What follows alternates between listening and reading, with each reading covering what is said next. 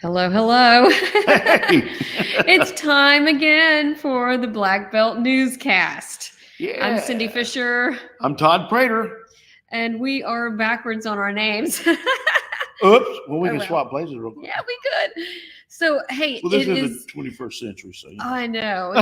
It is Friday, March 8th, and Black Belt Newscast here on a Friday. Very cloudy Friday. It's supposed to be raining 80% today. Yeah, it's supposed to rain tomorrow Um, too. And we're live in our office today. We are again. live I in love the it here. studio downtown Selma. Yeah. We've got our lovely picture above us, of Yeah. course, of the Evan Pettis Bridge. It is quiet in downtown Selma today, unlike last Friday. Yeah. Yeah. Got a little busy last week, wasn't it? A little busy. So, yes, this is our live newscast. We are coming to you with our headlines, the top headlines for the Black Belt. And let's get started. You know, something that I thought was kind of cool. What's that? We had the State of the Union address last night, as you know, but we had some local people, some of our Sure friends that Yeah. got to attend. And so Terry Sewell had invited locals to go. Joanne Bland was one of them. I love Joanne. She's such a sweet, sweet person. And you know, I think it's interesting too that, and you can find out this stuff on blackbeltnewsnetwork.com. But Joanne Bland was only 11 years old and was the youngest person imprisoned. I read Yes. that. And there That's was another fascinating. one of the invitees was also one of the youngest ones. Yeah, That was 8 years old. 8 years old. So And there were a wasn't lot of folks that. I gotta look at my notes here. Cheyenne Webb Christenberg. Yeah, Only she 8 was years only old. 8. Wow, So amazing. those were some really fast pictures, but you can go to blackbeltnewsnetwork.com and see more pictures of those that were in the State of the Union address. Yeah, and information about them too. So. Yes. So we just wanted a quick on that. So Tuesday was election day, primary Right. election day, and in the Black Belt as well, we had a lot of contests among commissions, Mhm. Judges. So Lots of local stuff. just letting you know to go to blackbeltnewsnetwork.com, where we have a lot of our election coverage. We have a roundup story that will list how everybody did and who is either in a runoff or was Mhm. selected that doesn't have to go to a runoff. The runoff will be April 16th Right. for those that had to continue and come back. And of course, the general election and is November 5th. Yes, so November 5th is so this is going to be a long election we still got year, a long time. but many positions were actually decided in the primary on March 5th on That's Tuesday. right, local ones, yeah. So go to blackbeltnewsnetwork.com and you can find. And so some that are running unopposed in the general election, and you can find out who those are as well. Right, and delegates were selected for the presidential candidates. Right. So it was really interesting. Let's talk about some efforts for facade Oh yeah, grants. this is gonna be cool. Tell us about what's going on with this. Well, a new grant that ADECA sent the grant. Did I get that right? And they are So it's through the Selma Redevelopment Authority. Selma Redevelopment Authority, and it is to help to improve the facades of the buildings downtown to make it more beautiful, make it more attractive, and literally when it's prettier, people are more attracted to it. That's just human nature. And so trying to beautify downtown is an effort to bring business. There's us. Yay. Bring business and people into Selma by making it look prettier, making it more presentable. Right, and it's $20,000 in grants that will be, $1,000 here and $1,000 there to different businesses. We actually have. I did talk to Martha Lockett. Oh yeah. With SRA, because we are on, as you just saw, on the main drag, that we will be talking to them about some new clings for the windows. Oh, excellent. That will say Black Belt News Network. We have Selma Sun as our sign, but our windows have lots of availability that can help. And in one of our windows is an art exhibit through the Black Belt Art Treasures, which is based in Camden. Right. So we take it seriously that our Oops. Somebody didn't do a good job editing, Todd. So, Sorry. but to make sure that, we take it seriously what we have in our windows. Right. So, and we usually have a Christmas display. Yeah, it's beautiful too. Your mama did that this year. Yeah, my she did a parents good job. always do that every year. But we like to have, it's good to have those, and SRA is actually going to dole out the money little by little. So you talk to them to get. So you can go to Selma Redevelopment Authority. There's a story in selmasun.com and in the print edition of Selma Sun. It'll be online probably this weekend on blackbeltnewsnetwork.com for more information about the grants. Yeah, that's a great thing to have going on too. So I want to switch over to Camden for a sec, because we are actually now have a reporter that's covering Camden for us. Yeah, and Brianna Nichols attended the Camden City Council meeting, and they were discussing needing more police. They are looking to add more police officers, although they accepted the resignation of one as well. So it is a challenge for public safety agencies to keep enough people on, especially in small little rural towns. The pay is not that great, and that's something that even Selma, Demopolis, all these cities have to fight. The fact that they're small and rural and just don't have that much. And we've talked about that here in Selma. I know we used to have 35 police officers in Selma, and we probably have about 18 right now. So it's a big difference, and I know it's hard to keep. But Camden is looking at and discussing the funding to have more police officers. So we'll stay abreast of that now that we have coverage in Camden.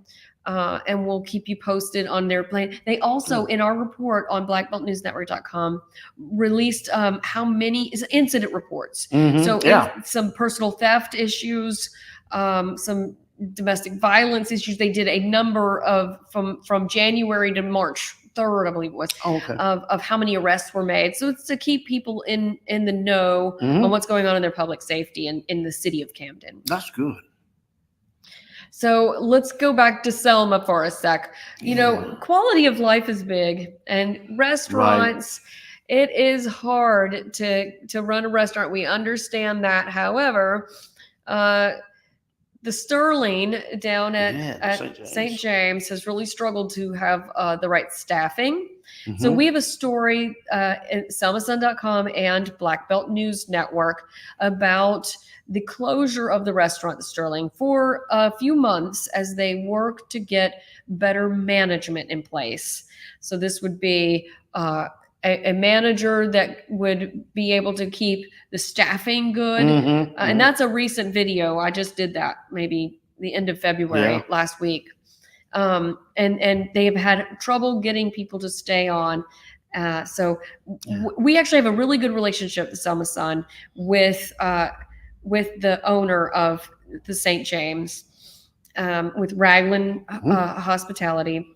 They actually own 2 hotels in Birmingham and fixed up Redmont Hotel. So Jim Lewis is the owner, and he gave an hour-long conversation with Brad Fisher that works for us, and was really open about the fact that they've struggled to get good management in place, but that they are working on it, and that by July they should be reopened, and that their plan is to be a really good restaurant with rooms attached. That's excellent. Which is the opposite of what is happening right now. Yeah. Have you eaten there before? I have eaten there.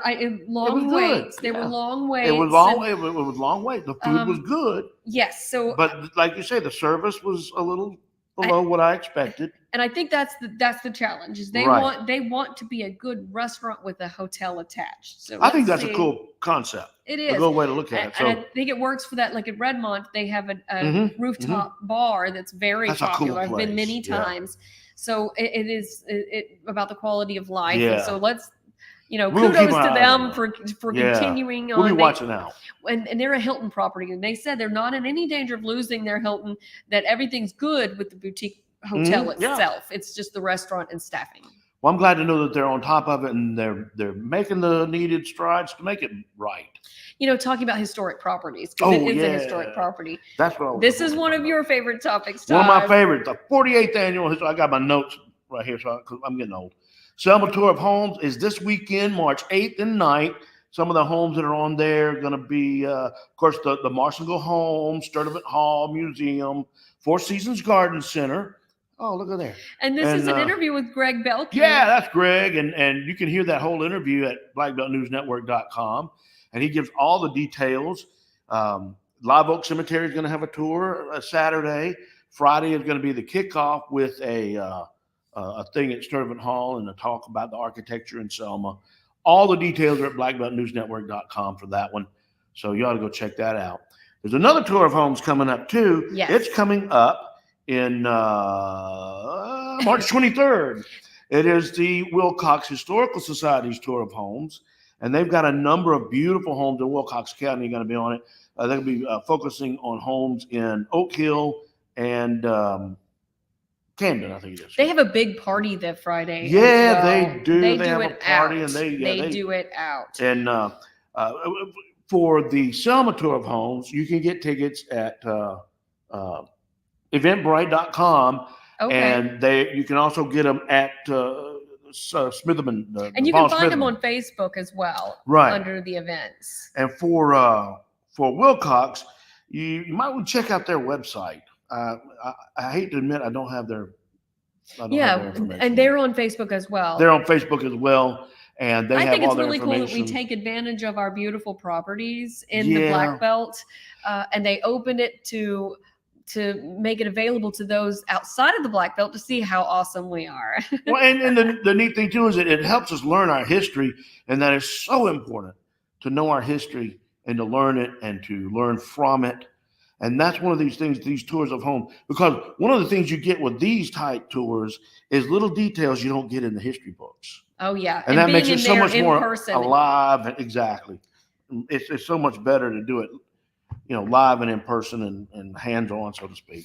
Last weekend was the bridge crossing Jubilee, and they have already announced the date for next year. Already got it ready for next year. So it is the 60th anniversary next year, and they are prepping. Yeah. They have already announced that it's going to be the last few days of February and the first few days of March. Okay. BlackBeltNewsNetwork.com in order to go see those dates that they've already announced. They already have a website as well.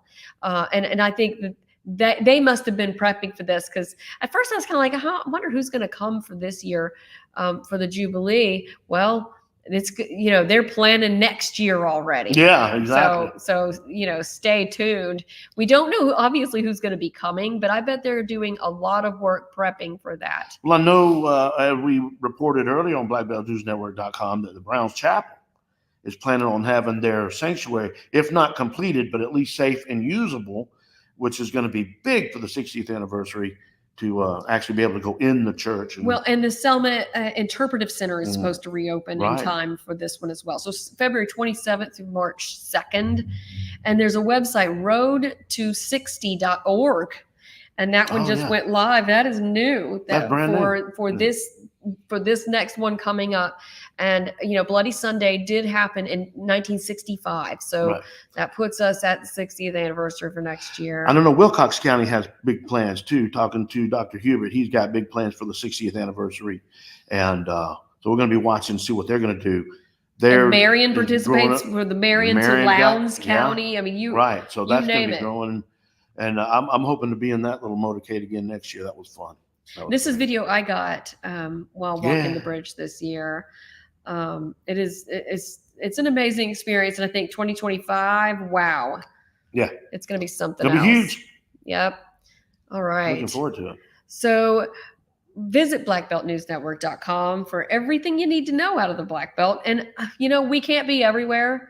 So send us your news. If there's something you've got going on in the Black Belt, send it to news@blackbeltnewsnetwork.com. Sign up for our newsletter. That's another factor is we, every day at 3:00, we send out the top headlines. And we always like to say a big thank you to our sponsors, Randall Miller. Thank you. Thank you, Mr. Miller. And of course, like and subscribe, Facebook, Instagram, TikTok, YouTube, you name it. We own all of them. And I wanted to give a big shout out. I had lunch today across the street at the new Filipino restaurant. The Manila Bistro Manila. Bistro Manila. Yeah. It was so good. And I just got a big thanks to Ronald and Maria for letting me such sweet people eat there today with my mom. We really enjoyed it, and it's healthy and a lot of good options. We even got to talk to the chef. So, that's cool. And we want to support local restaurants, definitely, because we need them as much as possible. So yes, big shout out. Thank you for lunch, because it was really good, really healthy. Gave me some ideas for cooking at home too. So, all right, that's this week's edition of the Black Belt Newscast. And thank you for joining us. It's been fun. All right, we'll see you guys next Friday, if not in between. So y'all have a good weekend. Stay dry.